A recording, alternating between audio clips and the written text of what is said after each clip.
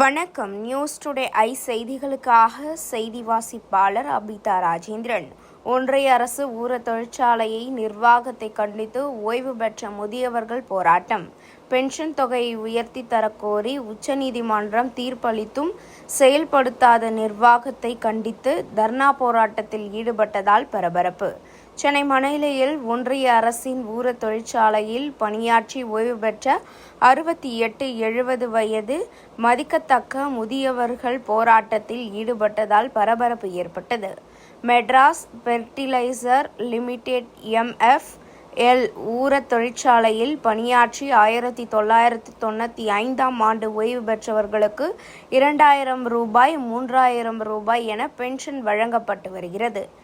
இதனை அடுத்து ஓய்வு பெற்ற தொழிலாளர் நல சங்கத்தினர் உயர்நீதிமன்றம் உச்சநீதிமன்றத்தில் பென்ஷன் தொகையை உயர்த்தி தருவதற்கு வழக்கு தொடர்ந்திருந்தனர். அரசாணைப்படி 1995ஆம் ஆண்டு ஓய்வு பெற்றவர்களுக்கு 2004ஆம் ஆண்டு வரை பென்ஷன் தொகையை உயர்த்தி தர வேண்டும்.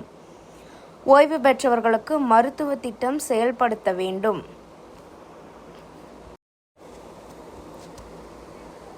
ஆயுட்காலம் முடியும் வரை மருத்துவ பயன் அளிக்க வேண்டும் உள்ளிட்ட அரசாணையை நிர்வாகம் நிறைவேற்றி தர வேண்டும் என வழக்கு தொடர்ந்திருந்தனர்.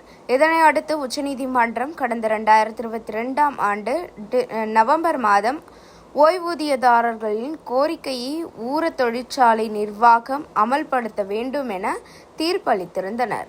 3 மாத காலத்திற்குள் இவர்களின் ஓய்வூதியம் மற்றும் மருத்துவ காப்பீட்டை வழங்க வேண்டும் என தீர்ப்பளித்திருந்த நிலையில் 2 வருடங்கள் ஆகியும் இதுவரை செயல்படுத்தவில்லை. நிர்வாகம் பேச்சுவார்த்தைக்கு அழைக்காததால் ஓய்வூதியதாரர்கள் 100க்கும் மேற்பட்டோர் MFL ஊர தொழிற்சாலை முன்பு கண்டன ஆர்ப்பாட்டத்தில் ஈடுபட்டனர்.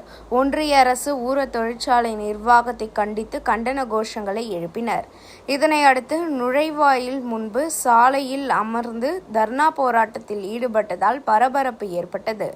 உடனடியாக தகவல் அறிந்து வந்த போலீசார் போராட்டத்தில் ஈடுபட்டவர்களிடம் பேச்சுவார்த்தையில் ஈடுபட்டனர். நிர்வாகத்துடனும் கலந்து பேச அறிவுறுத்தினர். இதனை அடுத்து ஓய்வூதியதாரர்கள் கலைந்து சென்றனர்.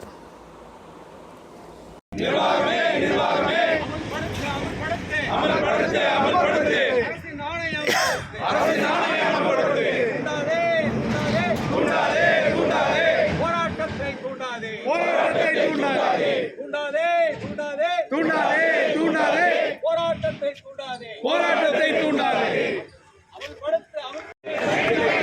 ஜிந்தாபாத் ஜிந்தாபாத் 95 ஜிந்தாபாத் ஜிந்தாபாத் ஜிந்தாபாத் ஜிந்தாபாத் ஜிந்தாபாத் மெடிக்கல் ஜிந்தாபாத் மெடிக்கல் ஜிந்தாபாத் சீனியர்ஸ் வஞ்சிக்கிற மெடிக்கலை உடனே கொடு மெடிக்கல் உடனே கொடு ஜிந்தாபாத் ஜிந்தாபாத் ஜிந்தாபாத் ஜிந்தாபாத் TPS 95 ஜிந்தாபாத் TPS 95 செட்டார் இது. ஆனால் அரசாங்க ஆணையெல்லாம் எதுவுமே அமல்படுத்துறதில்ல. இன்றைக்கி பார்த்தீங்கன்னா 1/1/17 வேஜ் ரிவிஷன் வந்திருக்கு. அந்த வேஜ் ரிவிஷனோட கவர்மெண்ட்டில் கொடுன்னு வந்திருக்கு. GOIலேருந்து கவர்மெண்ட் ஆஃப் இந்தியா கொடுன்னு வந்திருக்கு. இவங்க கொடுக்க முடியாது அப்படின்னு சொல்கிறாங்க. இதே மாதிரி EPS 95 பென்ஷன் இவங்க செய்யவே இல்லை. செய்யாமல் அங்கே டிலே ஆகி இப்போ பாக்கி பேருக்கெல்லாம் ஆல்மோஸ்ட் கொடுத்துட்ருக்காங்க. எங்களுக்கு இன்னும் வேலையே நடக்கலை இங்கே. அதே மாதிரி இப்போ மெடிக்கல் கொடுக்கணுன்னு DP கைட்லைன்ஸ் இருக்குது. இவங்க பார்த்தீங்கன்னா அதையும் கொடுக்கறதில்ல, ஏமாத்துறாங்க. இது மாதிரி தொடர்ந்து நாங்கள் லெட்டர் எழுதிட்டுருக்கோம், இது பண்ணிகிட்ருக்கோம். இவங்க கிராஜுவிட்டி 10லேருந்து 20 லட்சம் ஆச்சு 1/1/17 இவங்க என்ன பண்ணாங்க, 18 தான் இன்ட்ரடியூஸ் பண்ணினாங்க. பார்லிமெண்ட்டில் பாஸ் ஆன பிறகு அதில் ஒரு 40 பேருக்கு விட்டு போயிருக்கு. அந்த விட்டு போனவங்கள கேட்டால் கொடுக்க மாட்டேன்றாங்க. கேட்டால் கவர்மெண்ட்டில் கொடுன்னு வந்திருக்கு, 1/1/17 கொடுன்னு வந்திருக்கு. இவங்க கொடுக்குறதில்ல. இவங்க இப்போ அப்பாயின்மெண்ட் கேட்டால் கொடுக்குறதில்ல. இதுக்கு நாங்கள் எவ்வளோ லெட்டர் எழுதி பார்த்துட்டோம், கேட்டிருக்கோம். எவ்வளோ எல்லோரும் சீனியர் சிட்டிசன் எவ்வளோ பேர் இங்கே 30 வருஷம் 35 வருஷம் வேலை செஞ்சவங்க அவ்வளோவும் கேட்டிருக்கோம். இவங்க மேற்கொண்டு எதுவுமே நடவடிக்கை எடுக்கிறதில்ல. கேட்டால் இப்போ நீங்கள் செக்ரட்டரிக்கு எழுதுறீங்க, அதை எழுதுறீங்க. இவங்க கூட்டு பேசியிருந்தால் நாங்கள் யாருக்கும் எழுத போகிறதில்ல. ஆனால் இவங்க யாரும் இவங்களை கூட்டு மதிக்கிறதே இல்லை. உள்ளவங்களுக்கு 23லேருந்து சேலரி ரிவிஷன் கொடுத்துருக்காங்க. அந்த 1/1/17 23 மட்டும் உள்ளவங்க ரிட்டையர் ஆனவங்க அவ்வளோ பேருக்கும் ஒன்றுமே கொடுக்காம ஒவ்வொருத்தருக்கும் பார்த்தீங்கன்னா 5 லட்சம் 10 லட்சம் 15 லட்சம் லாஸ். இன்றைக்கி. இவங்க வந்து கம்பெனி நடத்துகிறாங்க இந்த லட்சத்தில். இவங்க வந்து கேட்டால் அப்பாயின்மெண்ட்டும் கொடுக்குறதில்ல. இப்போ போலீஸ் வச்சு இதை வர கேட்டெல்லாம் மூடி வச்சுருக்காங்க. நாங்கள்லாம் சீனியர் சிட்டிசன் இங்கேயே வேலை செஞ்சவங்க. இதுதான் நிலமை. இதுக்கு வந்து நாங்கள் வந்து இப்போ அப்பாயின்மெண்ட் கேட்டு கொடுக்கல அவங்க. அதை நாங்கள் வந்து கேட்கலான்னு இங்கே வந்திருக்கோம். இப்போ வந்தவுடனே யாரோ ஜிஎம் பர்சனல் அண்டு ஃபைனான்ஸ் அவங்கள வந்து பாருங்கன்னு சொல்லியிருக்காங்க 4 மணிக்கு போலீஸ் தான் வாங்கி கொடுத்தாங்க. இவங்க கூட கொடுக்கல. போலீஸ் வந்து நேற்று ஃபோன் பண்ணாங்க, இது மாதிரி நாங்கள் அறிவிச்சிருக்கோம்னு சொன்னதுன்னா அவங்க போலீஸ் ஃபோன் பண்ணாங்க. மணலி இன்ஸ்பெக்டர் கூப்பிட்டு எங்கிட்ட பேசினோடனே நான் சொன்னேன், இது மாதிரி எங்களுக்கு கிரீவன்ஸ் இருக்குது. நாங்கள் எங்கே போய் பக்கத்து கம்பெனியில் கேட்க முடியும்? நாங்கள் இங்கே தான் ஒர்க் பண்ணோம். எங்கள் கம்பெனியில் நாங்கள் கேட்டால் இவங்க மதிக்க மாட்டேன்றாங்க. எவ்வளோ லெட்டர் கொடுத்தாலும் பதில் சொல்கிறதில்ல, ஃபோன் பண்ணி கேட்டாலும் பேசுகிறதில்ல அப்படின்னு சொன்னோன்னா அவர் நாங்கள் வாங்கி கொடுக்குறோம் அப்படின்னாரு. சரி வாங்கி கொடுத்துக்கிறேன், நீ 4 மணிக்கு வாங்கன்னு இருக்காரு. 4 மணிக்கு வந்தோம். வந்துட்டு இப்போ வெயிட் பண்ணிகிட்ருக்கோம். உள்ளே போய் பேசணும்னு இருக்கோம். அவ்வளோதான். போராட்டம் ஆமாம், கேட் மீட்டிங் எதுக்குன்னா இப்போ இவ்வளோ பேருக்கு நாங்கள் முடிவு பண்ணது போராட்டம் பண்ண போறேன்னு அவங்க போலீஸ் வச்சு இது பண்ண போறேன்னு சொன்னதுனால தான் இப்போ எல்லாருக்கும் தகவல் போயிடுது இல்லையா. அவங்களுக்கு வந்து தனித்தனியாக சொல்ல முடியாது, எல்லாருமே அசம்பிள் ஆகிட்டாங்க. அதனால நம்ம கிரீவன்ஸ் என்ன இஷ்யூ அப்படின்றத பற்றி தான் விலாவரியாக இப்போ செக்ரட்டரியும் பேசினார், முன்னாள் செக்ரட்டரியும் இதை பேசினார். மெயின் ரீசன் என்னன்னா 2017 அரியர்ஸ் கொடுக்க சொல்லி அரசு ஆணை வந்திருக்கு, அதை அமல்படுத்தலை. அதுக்கப்புறம் வந்து 1995 அப்புறம் ரிட்டையர்ட் ஆனவங்களுக்கு சுப்ரீம் கோர்ட்டே சொல்லிட்டான் அவங்களுக்கு எல்லாருக்கும் ஹையர் பென்ஷன் அந்த சீலிங்கை வந்து கவர்மெண்ட் தான் ஃபிக்ஸ் பண்ணாங்க, அது தவறுன்னு சொல்லி சோமனி ஹைகோர்ட்டில் வந்து ஜட்ஜ்மெண்ட் கொடுத்ததுக்கப்புறம் சுப்ரீம் கோர்ட்டு கடைசியாக இந்த பென்ஷன் அவங்களுக்கு கொடுங்கன்னு சொல்லிட்டாங்க. நிறைய இடத்துங்களில் லெட்டரெல்லாம் கொடுத்துட்டாங்க. அந்த உங்களுக்கு தெரியும் அந்த ப்ராசஸ்லாம் இருக்கும், அது ஆல்மோஸ்ட் முடிச்சுட்டாங்க. பட் எம்எஃப்எல்ல மட்டும் அந்த ப்ராசஸே இன்னும் நடக்கலை. கேட்டாக்கா அதுக்கு 1008 காரணம் சொல்லிக்கிட்டு இருக்காங்க. அதனால தான் இது அதுக்கப்புறம் மெடிக்கல் பில்லை பொறுத்தளவுக்கு இங்கே எம்எஃப்எல்ல வந்து 5 இயர்ஸாக எம்ப்ளாயி சேலரியிலேருந்து ஒரு அமௌண்ட் பிடிப்பாங்க, 10 இயர்ஸ்னு சொல்லிக்கிட்டு இருக்காங்க. ஆனால் அந்த கவர்மெண்ட் வந்து 2007 அப்புறம் ரிட்டையர்ட் ஆனவங்களுக்கு அவங்க டில் த டெல்த் அவங்க இருக்கிற வரைக்கும் அவங்களுக்கு மெடிக்கல் பில் கொடுக்கணும் அப்படின்னு ஆர்டர் போட்டிருக்காங்க. அந்த ஆர்டர் வாங்கி வச்சுருக்காங்க, அதையும் இம்ப்ளிமெண்ட் பண்ணலை. இப்போ இந்த வருஷம் புதுசாக வாங்கி போட்டதுலையும் அதை நிவர்த்தி பண்ணலை. ஸோ அதனால தான் இந்த போராட்டம் நாங்கள் எடுக்கலை. வயசான காலத்தில் 70 வயசில் நாங்கள்லாம் வந்து கேட்டில் நின்று அவசியம் கிடையாது. இப்போ ஓடிக்கிற யூரியா இன்றைக்கி வாங்குகிற பெரிய எக்ஸிக்யூட்டிவெல்லாம் வாங்குகிற சேலரி இந்த சாதாரண மக்கள் ஒர்க் பண்ணதுனால யூடிஐசின்னு சொல்லிட்டு பெரிய ஃப்ராட் கம்பெனிலேருந்து வாங்கிட்டு வந்து இந்த டெக்னாலஜியை போட்டு போனதை இங்கே இருந்த தொழிலாளிங்க ஆப்ரேட்டருக்கு மெக்கானிக்கல் வெல்டர் டர்னர் அவ்வளோ பேரும் ஒர்க் பண்ணி தான் இந்த டெக்னாலஜி இன்றைக்கி அந்தளவுக்கு கொண்டு வந்து இன்றைக்கி பிளான்ட் ஓடிக்கிட்டு இருக்கு. அவர் நல்லபடியாக லாபம் வருதுன்னு சொல்லிட்டு பேட்டி கொடுத்துக்கிட்டு இருக்காரு. அதனால் தொழிலாளியே கிடையாது. நாங்கள் சீனியர் சிட்டிசன் அண்ட் ஆல்சோ எங்களுக்கு எல்லாருக்கும் எனக்கெல்லாம் 70 வயசு.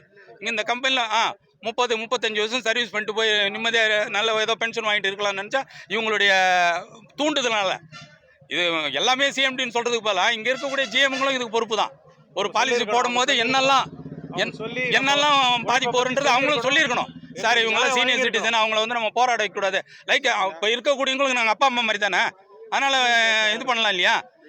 அதுக்காக தான் போராட்டம். நாங்கள் போராட்டத்துக்கு வரல, அவங்க எங்களை கேட்டு கூப்பிட்ருக்காங்க. ஏன்னா நேற்று ஒரு அதிகாரியை ஃபோனில் கூட கூப்பிட்டு மிரட்டியிருக்காங்க இன்னொரு அதிகாரி வச்சு. அதனால் அந்த மாதிரிலாம் இருக்கும்போது இவங்க பின்னாடி நாங்கள் இருக்குன்ற சாலிடாரிட்டி காட்டுறதுக்கு தான் நாங்கள் இவ்வளோ தூரம் கஷ்டப்பட்டு வந்திருக்கோம். நான் தாம்பரத்துலேருந்து வரேன், உங்களுக்கு தெரியும் எப்படி எவ்வளோ நேரம் வரணும் வரணும்னு. அதனால தான் இது நாங்கள் எந்த போராட்டத்தையும் கையில் எடுக்கல.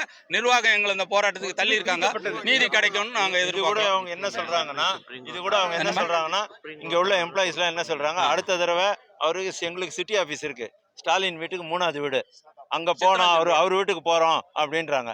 நாங்கள் அதெல்லாம் வேண்டாம், இங்கே சுமூகமாக முடிச்சுக்கலாம் தான் இங்கே வந்திருக்கோம்.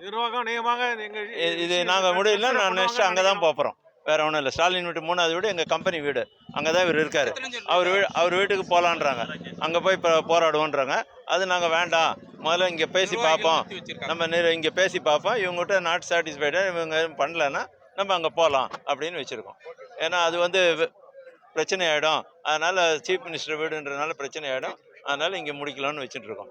சுப்ரீம் கோர்ட்டு என் பேர் ரவிக்குமார், செக்ரட்டரி. இவர் ராஜாகாந்தி. சரி ரவி சார் உட்காருங்க, அப்படியே சார் ரவி அப்படியே உட்காருங்க.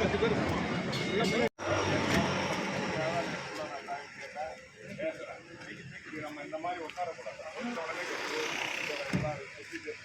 அதை போய் நம்ம லாக் ஆகும். உடனே இதை மாதிரி பண்ணோம்னா அது ஒரு வீடியோ நாம சொன்னா கேளுங்க, ஒன்னா கொஞ்சம் கேளுங்க. நான் உங்களுக்காக எவ்வளோ ஃபைட் பண்ண ஃபைட் பண்ணேன்.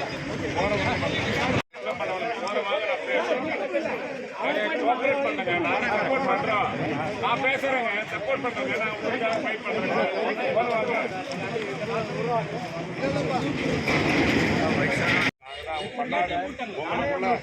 உங்களுக்குள்ள ஒரு திருப்தி இல்லாததால தானே நாங்கள்